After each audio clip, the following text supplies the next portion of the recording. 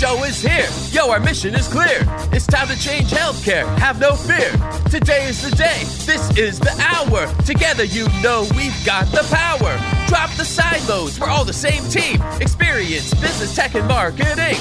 How can anyone be satisfied with the way things have always been? Yeah, we've tried. So join us now. Join the revolution. Consumer first health is the evolution. Status quo, more like status no. Yeah, this is the healthcare rap. Yo, come on, let's go. New choices, new platforms, new care models. In the healthcare of tomorrow, consumers win. But who will design it? What will it look like? And how long will it take? We're here to answer those questions with some provocative thinking about how to create the healthcare that people actually want. Ready to roll up your sleeves, look at the world a little differently, and explore the frontiers of consumer health together? Join us. This is the Healthcare Wrap. Welcome back. I'm Jared Johnson from Shift Forward Health, and here's what's going to go down today. We have the flavor of the week about the Consumer First Health Manifesto. The manifesto was published 6 months ago. So what progress are we making in accomplishing the changes that it outlines, and how can we continue building momentum in those areas? I'll talk about that. Then it's a double dose of awesome as we welcome two guests.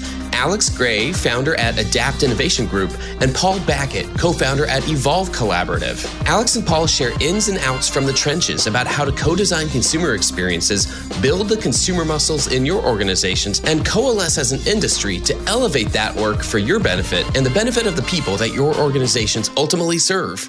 It's time to dive right in. Are you ready? Let's go.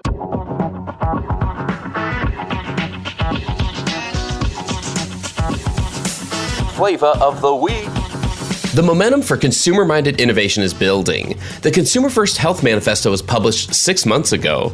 It represents the progress that our community wants to see when it comes to engaging with the healthcare system. The TLDR version is simple. We believe it can and must become easier. The challenge is that reducing friction in the business systems of healthcare is incredibly complex and opaque. Historically, no one has wanted to claim that it's their fault or own the process of improving it. But that's slowly starting to change, and there's good news on the horizon. There are good people everywhere who are actively working to break down the silos within the industry that have limited the cross-functional collaboration that's needed to effectively design around consumers' jobs to be done. For instance, experience and consumer insights teams are designing new experiences that are easier for consumers. Digital and technology teams are building the connected infrastructure for those experiences to be possible. Marketing teams are communicating the value proposition of these new experiences to consumers and providers. And finance teams are innovating sustainable business models and aligning incentives with more components of digital first and value-based care. Kirsten Leckie from Writer Girl recently interviewed Victor Rice, the VP of Consumerism and Insights at UNC Health. It's part of Writer Girl's Tips in 10 Minutes video series, and one quote has stuck with me. Victor said, "We're all holding pieces to a puzzle, so whether you're an existing healthcare system, a disruptor, or someone on the fringe, wouldn't it be great in 2023 if instead of everyone trying to build their separate puzzles, we choose to come together and solve the larger complex issues?" Now, if any of this resonates with you, you are our kindred spirit, and I invite you to be part of the community, the Consumer First Health Group. We chat every month on Zoom, we have a Discord community, and we have a lot more coming up in store this year as we work to accomplish these changes together. You can start by reading and sharing the manifesto. Message me on LinkedIn or Google Consumer First Health Manifesto. Let's continue to use the manifesto as our flag in the ground. Let's rally around it, review it often, and use it as a conversation starter so that we can continue the momentum towards the changes that we want to see in the industry and in society. That's another way that we'll build the healthcare of tomorrow. And that's the flavor of the week.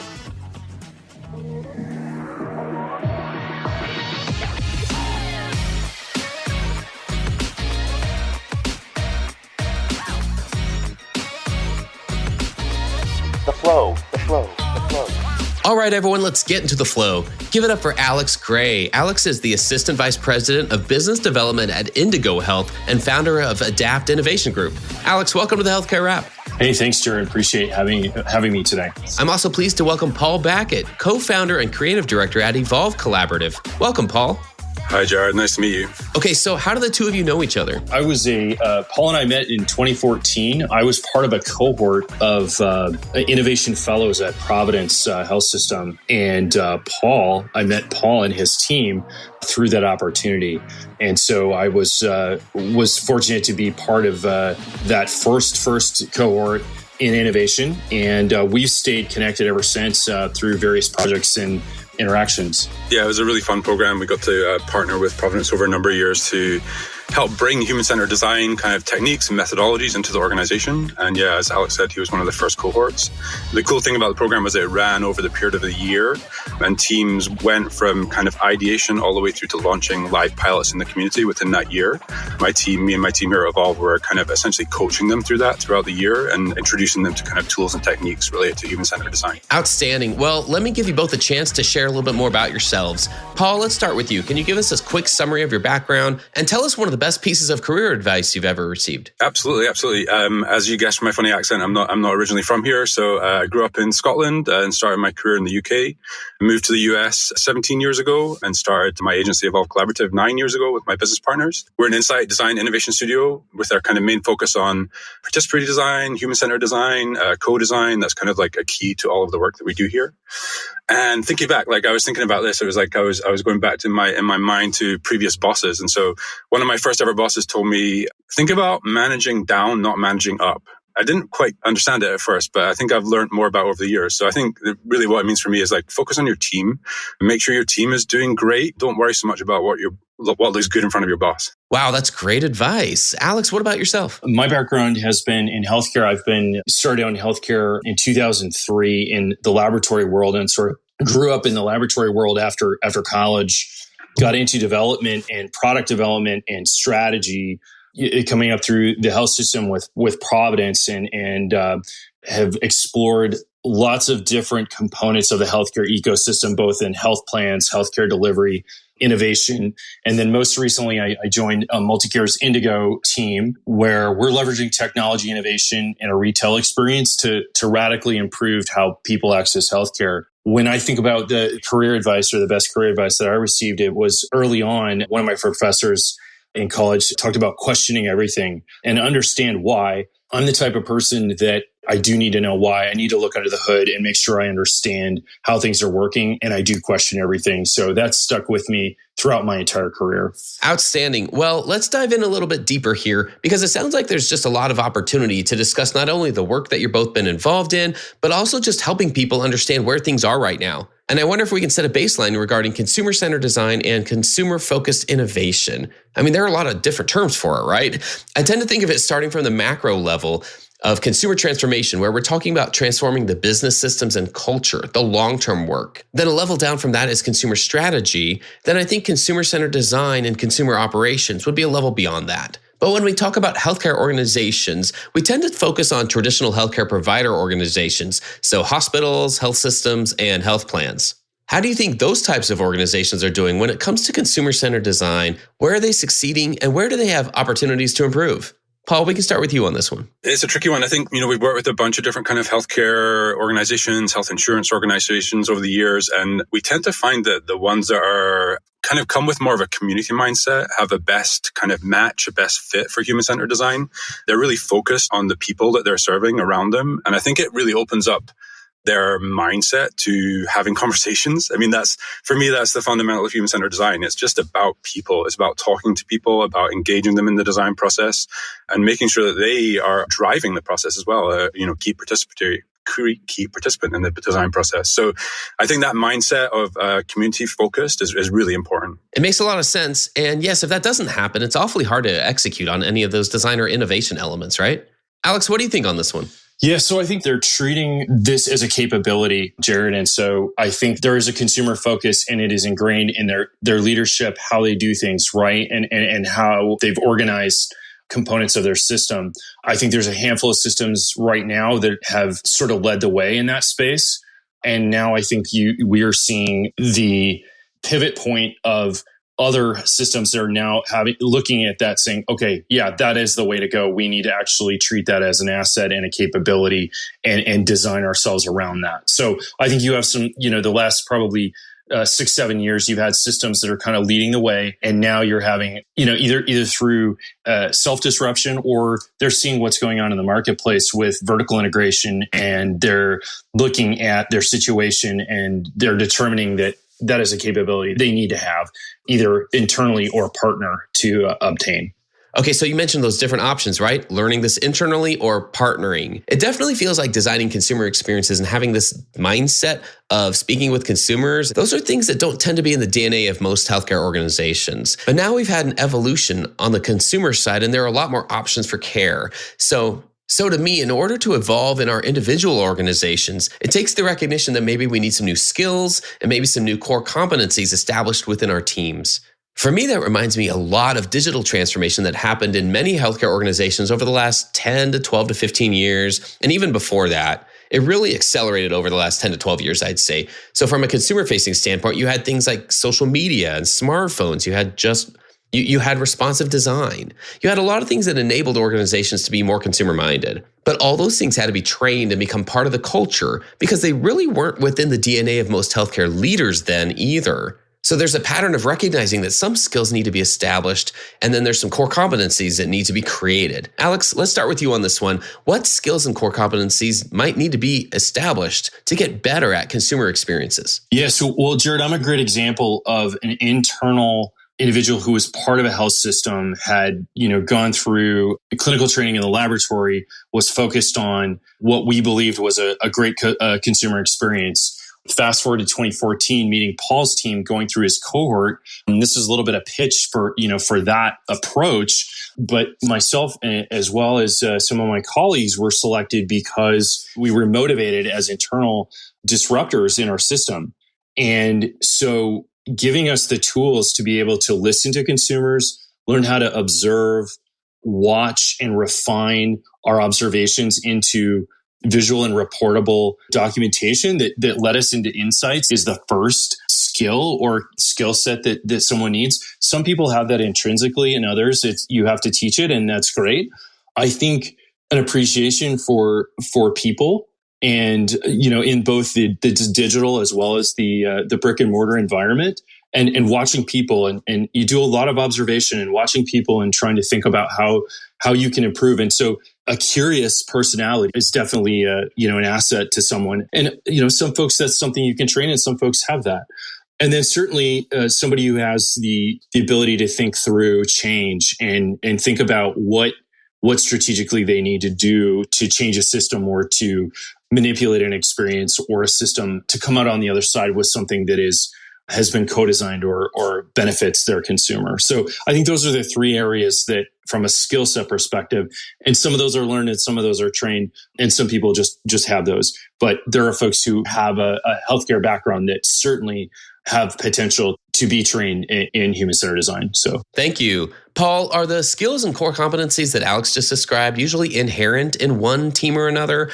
What types of backgrounds of people are you working with when you're helping develop this in the DNA? I mean, I'd say really across the board, like it's not specific departments we work with or specific roles. Certainly roles that are, patient facing or customer facing are always really interesting to be a part of these programs, but we're looking for a mix. Like we really want to make sure we've got a kind of a cross section of the organization who's going to be challenged to drive innovation and change within their company. For us, I think absolutely building on what Alex said, but also, people just coming with a kind of a creative mindset and an openness, willingness to learn and to think differently. We definitely see, especially in healthcare, it's very serious. Yeah. And Alex and I were talking about this the other day. It's very serious, and it should be. It really should be serious. But sometimes that's not the right mindset for innovation thinking about the future, trying to do things differently. And so, we're looking for people to come with an openness, and then it's our job as designers to help people feel comfortable. I'm a strong believer that we're all creative. I think we're almost taught not to be creative in our lives, and so I think if we can use the right tools, methods, we can help people kind of lose some of their inhibitions and engage in the creative process and become a part of the creative process.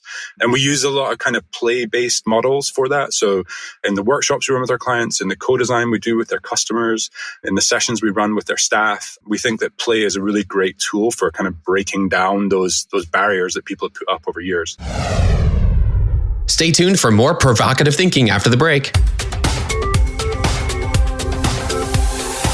Consumer demands, disruptive technologies, and AI are shaping healthcare for years to come. On the Hello Healthcare podcast, we dive deep on these issues with leaders who are driving change. These stories will inspire you to create and demand a better future in healthcare. Learn more at hellohealthcare.com. And now, back to the show.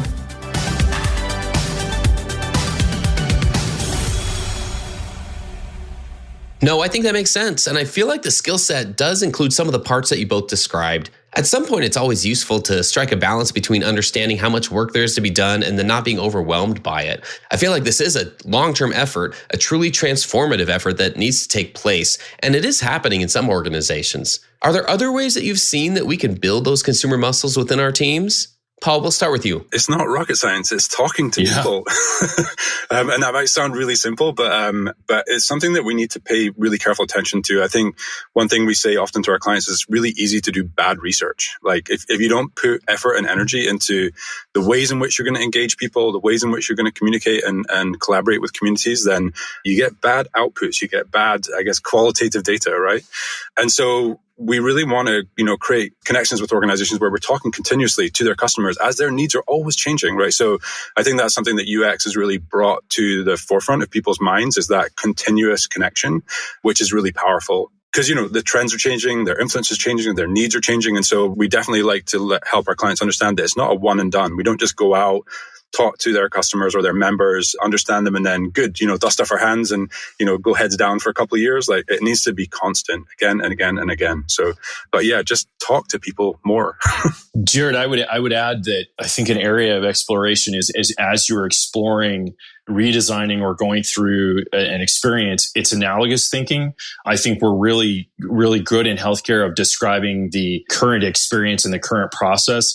But I think it's really important to go get uncomfortable in another space, in another industry, and then bring that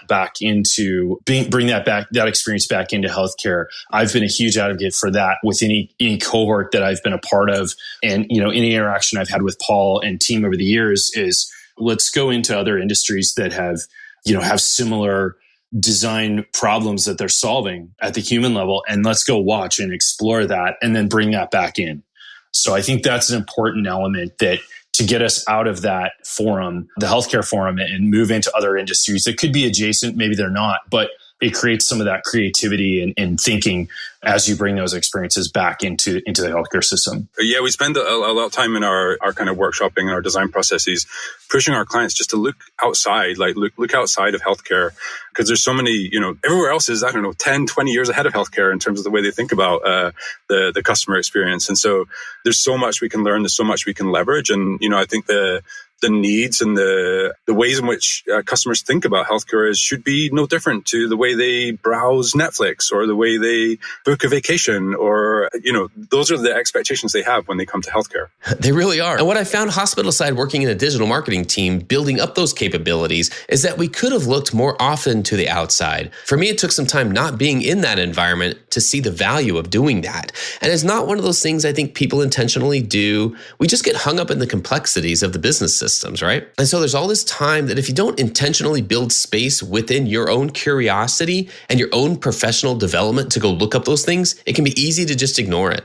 I think the spillover effect, Jared, because of the complexity of the industry, I think the spillover effect, I'm going to call it a spillover effect, into the way in which we talk about the industry, the language has been at a level that's somewhat hard to understand for a consumer. So even just things like that and how we describe procedure, how we describe, the care that someone's receiving, those can be really powerful opportunities to think about how are other industries describing their experiences with their consumers, as an example. I was going to add on that, Alex. Yeah, absolutely. I think the needs that consumers expect are there's a pretty low bar right now. It's some really basic things, and the first one is like, hey, I don't want to feel stupid anymore. Yeah. I think healthcare does a good job of making people feel stupid. They feel like they don't know what's going on, right? And that shouldn't be difficult for us to solve. They want to be able to, imagine what meeting a PCP would be like before they go and see them, right? Like there's just little things that people expect, and the needs are not huge. That's something I've observed as well. The low-hanging fruit, there's a lot of it, right? The bar's pretty low right now, and those expectations continue to be compared to what we experience in other aspects of our lives. And all that's going to keep converging, I think. We can't put that toothpaste back in the tube from the peak of the pandemic where virtual care became a reality in a lot more organizations. Just the ability to say, yeah, hey, restaurants developed the ability to order curbside pickup. They added more mobile and digital options. My bank makes it easier to engage with them digitally. There's all these digital pivots happening in other areas of our lives. There's no more denying it. And I would say a few years ago, especially pre-COVID, in the ethos of healthcare marketing or digital teams, that wasn't a part of the conversation very frequently. So are there any success stories where you've seen where healthcare organizations are doing this? Maybe not perfectly, but they're seeing the benefits of designing consumer experiences or incorporating consumer insights into what they're doing? Yeah, I mean, I've seen lots of success stories, Jared, and sometimes it's the success is having just the joy and delight of a consumer. I can say at Indigo, we have 250,000 five-star reviews across 40 clinics. So I would say that that's definitely a success story that we're really, really, really thoughtful about listening to our consumers and then delighting them. Historically, some other success stories that I've seen, it's really been the wow in the moment where I don't have to fill out that clipboard for me, right? And maybe that's the low bar that Paul is describing, but that's the wow. I had an experience with an orthodontist with one of my kids, and it was wow, start to finish, like the entire treatment over the course of like 6 months with the follow-up and the thank you notes and just the notes, the thought of, hey, thinking about you, here's a note in the mail, like reach out if there's any questions. And then just knowing my daughter as she's going through the treatment, walking in, hey, how are you? The whole experience was fantastic. I was not a part of developing that. Paul wasn't a part of developing, but that is where I think it shows up in that end-to-end experience. When you do experience it, it kind of puts you back for a moment where you go, wow, this is unique. I haven't felt this before in this industry. So I think that's becoming more and more common. But Paul could add to some of the direct success of project work. Yeah, absolutely. It's I can't talk too much about some of the work that we do with our clients because hopefully it's all coming in the future in the next few years. One thing that kind of stood out from time in the fellowship, we did a program that was focused on adverse childhood experiences, ACEs, and we did some co-design with parents of children who were experiencing ACEs. And again, kind of going back to like the simple things, like what we learned through those sessions is that there was no shortage of services out there for these parents to kind of navigate the challenges that were going on within their homes. But there was a real challenge for them to find those services and know where to start. And so even just on that program, the solution was navigation. Like, how can we, human-powered navigation, how can we provide people that can help people find the things they're looking for? And so that one was just a really simple kind of solution to something that these people were so isolated in their challenges within their families, and human-to-human service was the right solution there that was implemented. So that's one that kind of stands out from the fellowship. And I do feel the common themes, though, between Jared, some of the things that we do see, though, across success stories are simplification is a common theme. And there was a term used in one of our cohorts was simplexity. How do you make the complex very simple?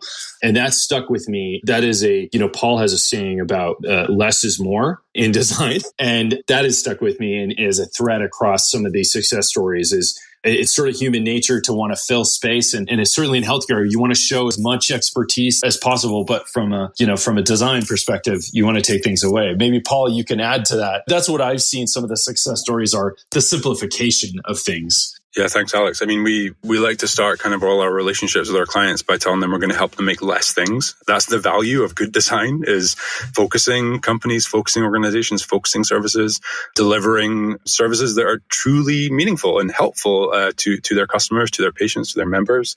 I think another big win of this type of approach is kind of, I guess, like shifting culture over time. And I think, we're very much education-based design agency. So ideally, we're looking for our clients to embed themselves in this process, learn these tools and approaches, and then use them within their organization. It doesn't necessarily mean that they become designers overnight, but it certainly means that they have a lot more knowledge in that space. And so, when they're picking and working with external partners in the future, they're in a much better position to drive that process, to drive this kind of consumer or customer focused perspective within their company. That really does come back to making design and innovation more mainstream, doesn't it? making these skill sets and those success stories more relevant day to day, to the point where we can say, of course, I would expect that. It's great to think of the future of where that can go as we continue to build on the momentum of the types of work and projects describing. Thanks for sharing those. So where do you hope all this work gets us? What could that better place actually be? In other words, what progress can we realistically expect in maybe a shorter term window, like the next 1 to 2 years? Let's start with Paul on this one.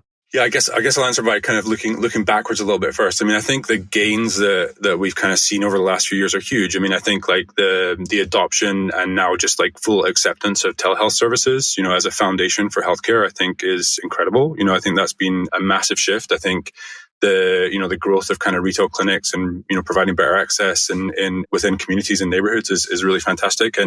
But I think the reality that we've seen time and time again with our partners is change is really hard and really slow. And so I'm kind of not answering your question, but it's been this way for so long. And I think it's really hard to make those shifts and those changes. And I think, again, as very much as an outsider who loves to work and play in this space, like I think it's going to be the people coming into the market that are going to push the bigger organizations to change. They're going to have to change. They're going to get caught up really fast. Although I don't know if I have the answer for the next couple of years, but I think my job as a designer is to always be optimistic and say, I'd love to see these growths and these changes we've seen these past few years kind of double down and keep moving in those directions. And as I said before, it's the little things that we need to shift first before we get into delivering kind of delightful experiences. We need to get the basics covered. Yeah. So I think in the next 1 to 2 years, Jared, with that window, I think what I'd like to see is consistency across the industry and how we approach solving the problems. And then if human-centered design is part of that, then awesome, right? I think we're really achieving something. I think the experiences that we are designing end to end, I'd like to see in the next 1 to 2 years, I think we're going to start seeing, I think one of your previous guests has the idea of a flywheel, right? And I absolutely subscribe to that, where we need to be thinking about things from a place of momentum. I think we are now seeing the industry be nudged in a direction, and now we have momentum from a consumer standpoint. We've been observing the problem for a long time. And I think over the next 1 to 2 years, I'd like to see some of those problems start to be solved with an end-to-end experience. That's what I think we can expect over the next 1 to 2 years. Beyond that, I think there are some aspirational things. I try to look beyond that as well and kind of stretch our thinking. I think there's a lot of new technology and innovations on the horizon that I think we need to figure out how to point them at a problem and solve it. And I think the industry is going to have to partner with, adjacent and other industries to help do that. I'll maybe piggyback on Alex's kind of like looking a little bit further forward. I mean, I think one of the things I would love to see and hope to see would just be more personalization, and people being able to customize and personalize what they want, when they want, and how they want it. If I can do that with my Netflix account, I should be able to do that with my healthcare. It's again, a simple thing, but yeah, I hope that's kind of maybe the next step from kind of the types of digital access that are more available now. Outstanding. Well, thank you both so much. That's a wrap for this episode. I've had the pleasure of speaking with Alex Gray and Paul Backett. Thanks so much for joining us today. Thank you. Thanks, Jared. Thanks for tuning in. If you like what you heard, please spread the word. Tell your colleagues to tune in for all the awesomeness, then leave a review on Apple, Spotify, or wherever you listen. This show is produced by Shift Forward Health, the channel for changemakers. Subscribe to Shift Forward Health on your favorite podcast app, and you'll be subscribed to our entire library of shows. See our full lineup at shiftforwardhealth.com. One subscription, all the podcasts you need, and it's all for free. And remember, we might have a lot of work to do in healthcare, but we'll get there faster together. Thanks again.